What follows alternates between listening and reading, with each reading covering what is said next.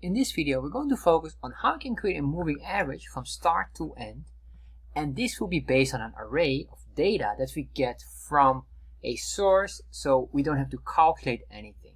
So let's start to look how we can do this. So let's continue on, and now what we're going to do is we're going to remove this line here, and we're going to start basically here, assuming that we have the data or the line data coming from a source, which is apparently far more logical than recreating our own moving average formula. So let's start to do this now. So we're going to scroll down here, and what I'm going to do here is I'm going to put in here a few variables just here below, and what I'm going to say here, I'm going to say this will be my moving average, and the moving average here will be an array with certain values. In this case, I will just make up some values. I'll say 1.2, and then we say a comma, and in total we need to have 8 data points, as you can see here. So we're going to say here 1.3, 1.4, 1.5, and make sure you have a comma here, or else you get an error. And then here make 1.45, comma 1.55, comma 1.3, for example. So now we have 7 data points, and then finally 1.40. Alright, so we get this data, and we're going to assume that this data is the moving average that we get from a source. So we don't have to calculate that, because one of the viewers indicated already that normally we don't have to calculate that, we already get that from a source, which is a fair point here. So we have this here now, and what I'm going to do is I'm going to scroll down here. We have this moving average calculating part here. I'm going to basically comment this out entirely. We won't be using this at all. We're going to make something else which is far more interesting than this. So I'm going to comment this all out. You can delete this all if you don't want it, but I'm just going to comment this out just in case for anyone who wants this. So then I'm going to scroll down here, and we have here the moving average.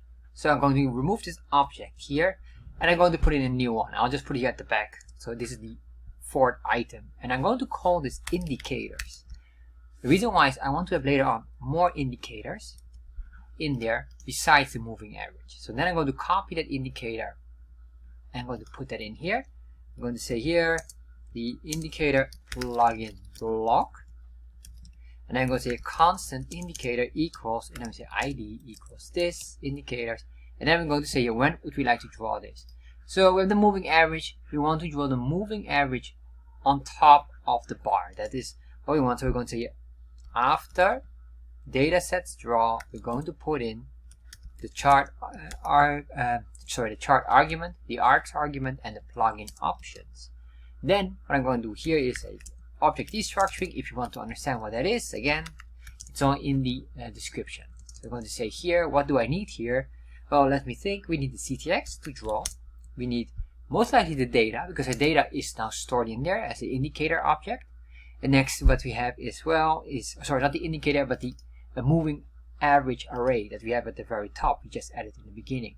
Next we have the scales, and probably we need here the x and y of the scales. Do we need something else? Most likely not, but if ever, we can always add it up. So then I'm going to say ctx.save to save the variable.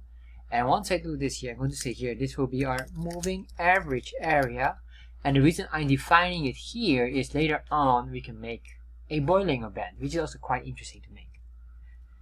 So what we're going to do here is we're going to say yes, ctx.begin path, because I want to make sure that we draw this line that is not connected to anything else. It's a new shape.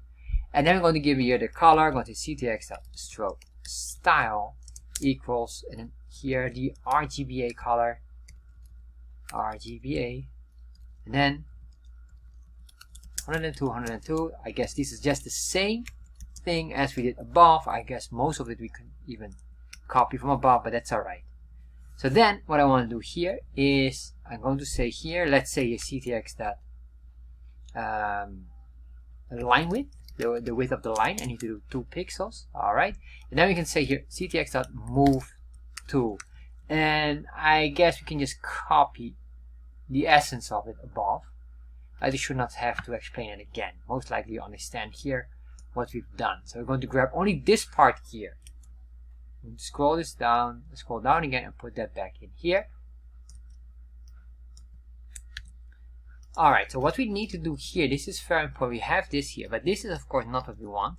What I want to do here now is in the data, let me show you, because here we have the data and then we did a formula or something.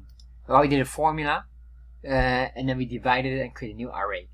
But now we already have the array within the data, so how do we get this? I'm going to show it to you. We say here data sets, save, refresh. Open up developer tab, you can see here the full object of the data sets. Then you scroll down here and then you can see here moving average. 8 data points here in this array. So all we have to do is to grab this item here. So say here dot that. And that's basically what I need. So then let's do this. We're going to grab this here. And then what we're going to do here is the moving average will be now converted into data.datasets index. And then here moving average index 1. So once we have that, then we have here everything. I guess this could be also adjusted. It's this moving average index 1. And let's see here, get pixel for data. Am I correct? Yes, that is correct. I think this should do it. This should do the trick. Let's double check that by saying ctx.stroke to draw the line. And I'm going to say ctx.close path. And finally ctx.restore. Save that. Refresh. And there we are. So now we have that, and this is our moving average. Of course, right now I didn't make it really perfect with the right numbers, but that's alright. You understand the logic behind it, and that's the most important part. You can see it is here on top. This is very important to be on top, or else it will be harder to spot. But if you do it here before, you might notice why. Save, refresh. Then you have it like this. Could be, but I think that is less desirable. Alright, so this is basically how you're going to do that. What I'm going to say here is put it back to after. Save and refresh.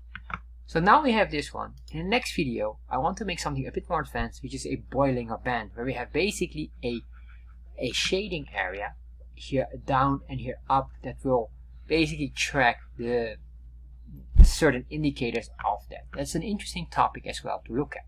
So that will be the next video.